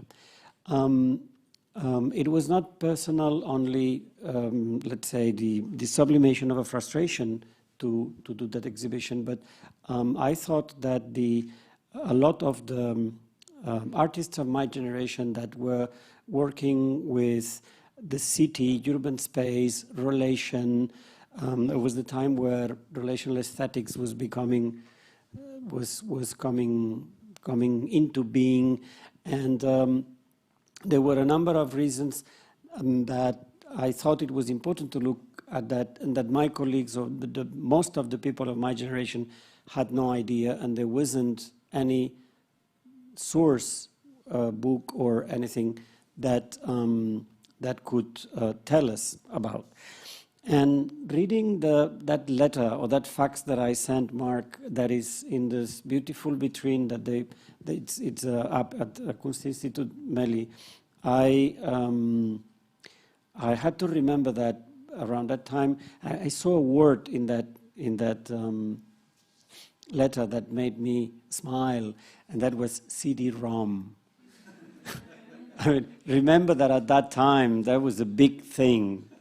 It was a big thing. The digital era was just starting, but I don't think at the time we were able to send a picture through yet. I mean that came much later. Anyway, so that brought us also at the time. I remember that that kind of exhibition brought us the criticism that bit of it. That was the name of what is now known as Kunstinstituut Melly, was too much like a museum. And we were focusing too much in the history and the past. And I'm not an art historian, I'm not an architect, but I thought I learned a lot by reading and looking at the way ideas about architecture were discussed. One last thing before I leave the mic is that there is one person, it should be credited, specially credited today, since we're celebrating this exhibition, and I learned he's not here because he's ill today, but that is Roland Groeneboom, and he was the person from the team, a wonderful curator and researcher, and who worked intensively with Mark and with Constant in order to bring that show together. He's the person who was able, or he's able, to have all these data, information, ideas, contacts, so on together, and who made a great work in making this exhibition possible with Mark. Thank you.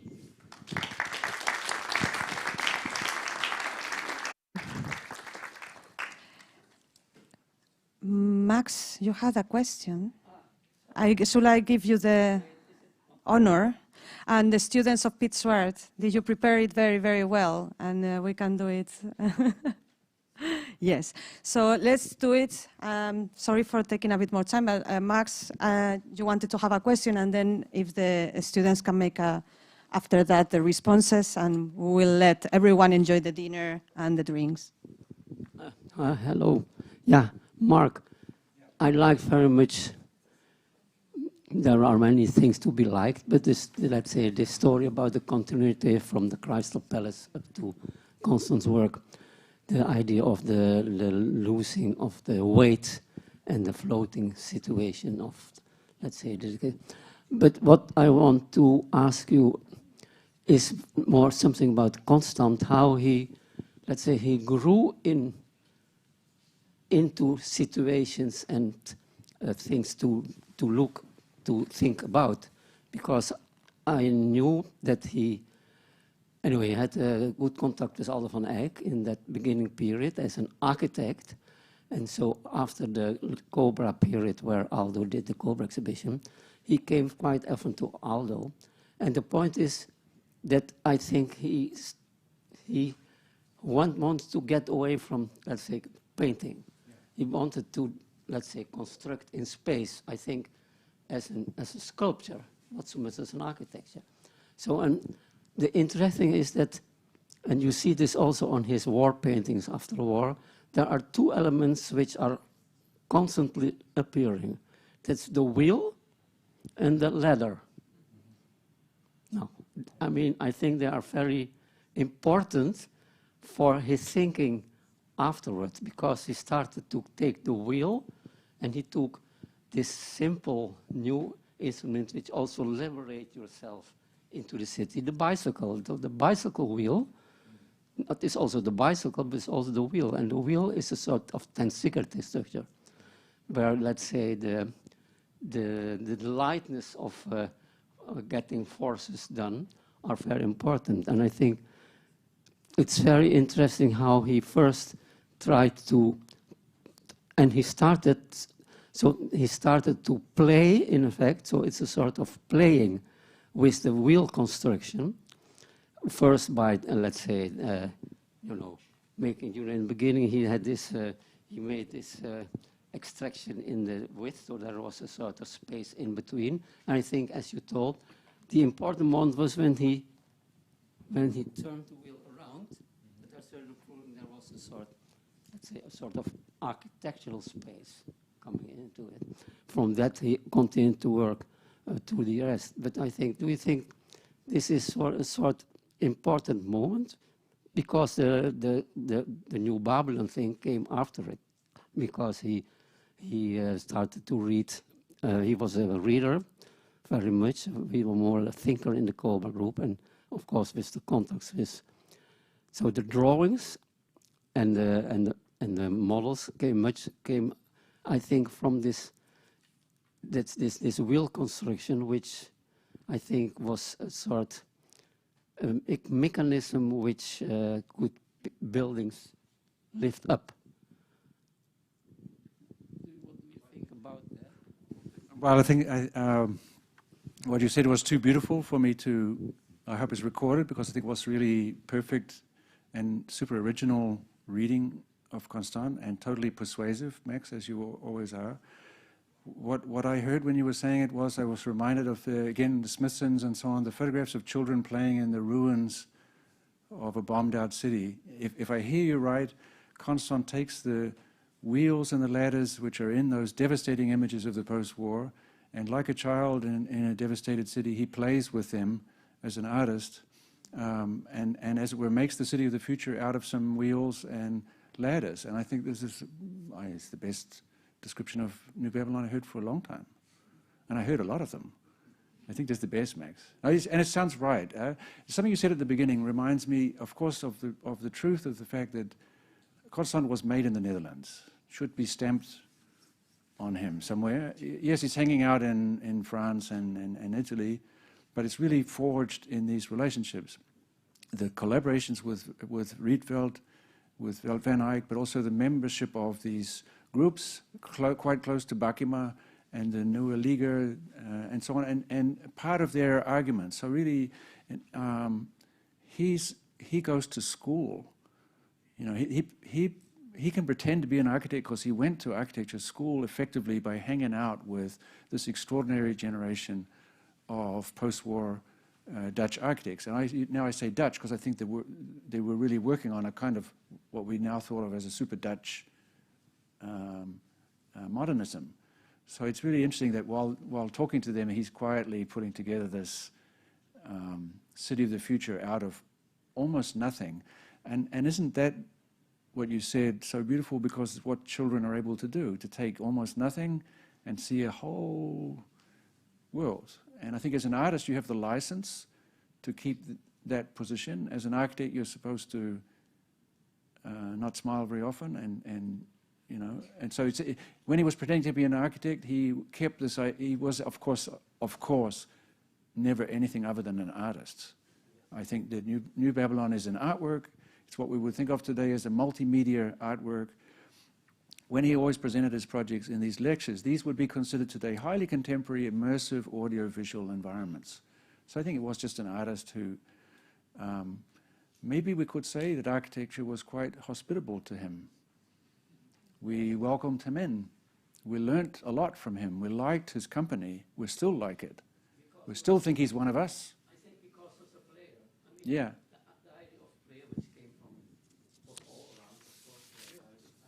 So this construction place was his playground. Yeah. It was his playground, I think. So he was later telling about this place where where play was the most important thing, but because it was his own experience by working on these constructions, I think this is sort of. So this is a much better lecture, I think. Come on. No, but also, and of course, Elder Van Eyck is like no one knows more about playgrounds than Van Eyck. So the person he's closest to, the person whose home is the mailing address for New Babylon, right? So Once again? yeah, listed, yeah. The bureau that forms as part of the situation is the mailing address is Elder Van Eyck. So he's really close. Are you sure? Yeah. My God. And Aldo is installing some of those early exhibitions that are so crucial. Of course, the Cobra Show. This is really something these are friends. Now, with Van Eyck, you all know Van Eyck. He's always carrying a machine gun. So I'm sure the friendship was, you had to go to hospital after each party. But, you know, they're some of the most interesting people in architecture in the world in that period. He's close friends with them, and in a way, your story shows how he's your story is in the spirit of New Babylon, because it's in this circle of friends, and who wouldn't want to play with him? That's what you're saying, right? Yeah. Yeah. Thank you. And, well, all generosity has an end. And I'm an architect, so I have to put lines. And it was so beautiful that I think the evening should end now. And I'm very sorry for the respondents, but we should do the responses over dinner as a performance. So I will organize it. And I want to thank all of you, and thank you in particular, Mark, for a fantastic lecture and fantastic mind, and your generosity. Thank you so much.